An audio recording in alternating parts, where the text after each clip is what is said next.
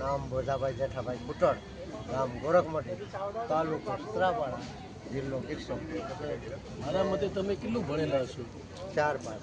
પણ તમારું આ બધા જોયા પછી તમે 4 પાસ એવું લાગતું નથી. તમને આવી સ્ફૂર્ણા થઈ કઈ રીતે? તમને એવું કેમ થયું કે મારે આ નવું નવી કંઈક વસ્તુ બનાવવું? હું સાહેબ છે ને ચોથું ભણવા થતો ને તો એનો ખેતી કરું. આ ભાઈ જેવડો હતો તો એનો ખેતી કરું. દ્વિદળાનો વાવણી કરો. આખા હારા ખેડૂત મને જોવા આવતા. એટલે એ છોકરો વાતું હોય કેમ એવડા છોકરા રાખતો દિયા કેમ રહેતા. આખી વાવણી હું કરું ને ખેડૂત જોઈને ભાગી જાય. એ રીતની ખેતી કરતો હતો. મારું પહેલેથી સિદ્ધાંત ખેતી કરવું પછી મને આ જાય કે આ બધી લુપ્ત થાવ. હા લુપ્ત થાવ. મારો છોકરો વીસીમાં છે. મારે એ બોક્સ બનાવીને એને રાખવું. ખેડૂત હાથમાં દવા આવે તો ખબર પડે ને કે વાવણીઓ કહેવાય,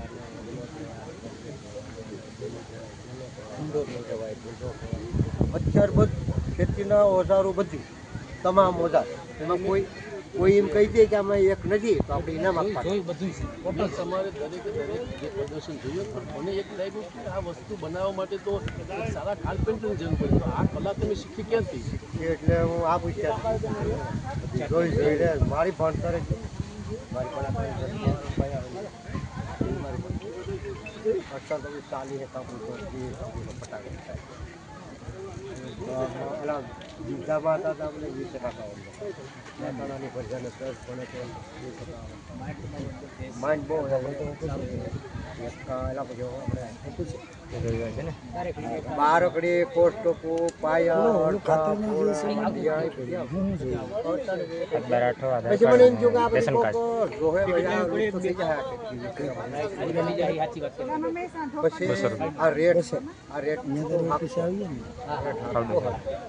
ખબર હતી 360 વસ્તુ આવે. કોઈ મત લોખંડ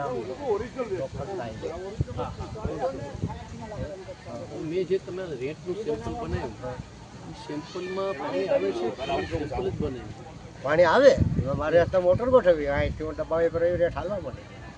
મારે મોટર ગોઠવી સોલાર મારે ઘણી પ્લેટો છે ને બીજા મોટર ગોઠવી એટલે આપણો ના રેટ કરવા આવે.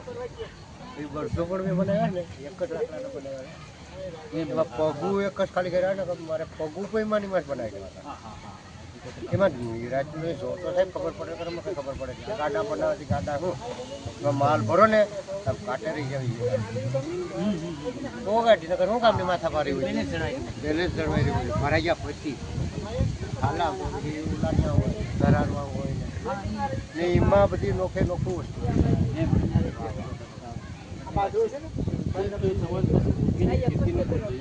તો ઓર્ગેનિક ખેતી તમને એવું કેમ છે કે ઓર્ગેનિક ખેતી તરફ આપણે વળવું પડશે એવું તમને કેમ મનમાં છે? હવે એવા સાહેબ આવે ઝેરી દવા બહુ નાખતા હતા ને તો આ જમીન એક ભયંકર થઈ ગયા, લુપ્ત થઈ ગયા, વાવા લાયક નહીં રહી. હું આ 2013 3 એવોર્ડ મળ્યા.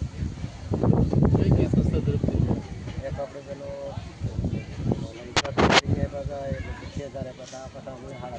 આત્મા તરફથી. મને તમને એમ લાગે કે તમે જે વસ્તુ કરી તો તમે બીજા ખેડૂત વસ્તુ શું કહેવા માંગો?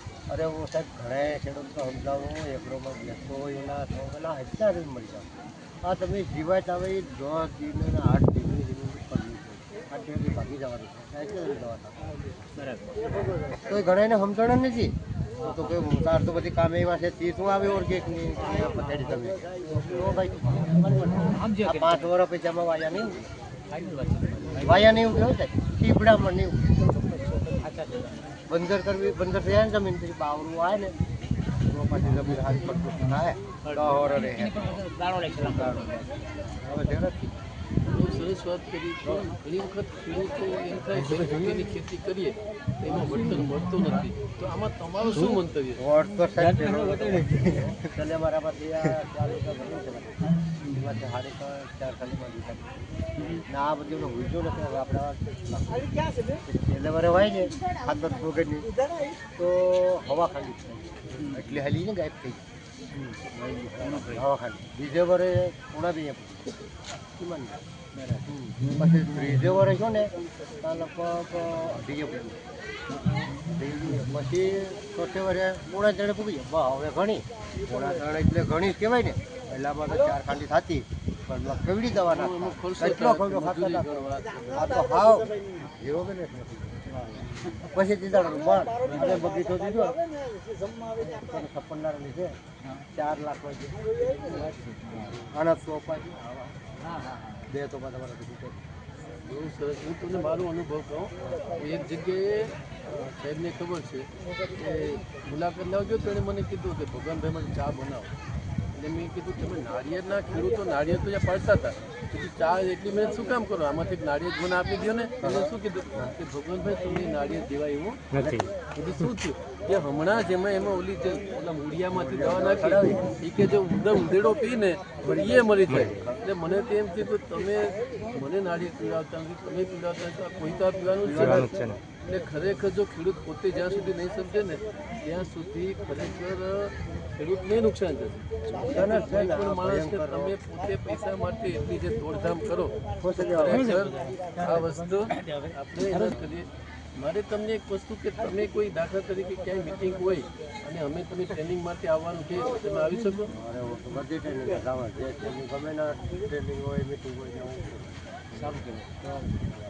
ભલે સારું તમારી મુલાકાત લઈ મજા થઈ. ના અમે જાણવામાં સાહેબ અમારાથી કંઈ બાકી નથી જોવા જાણવું કાંઈ છે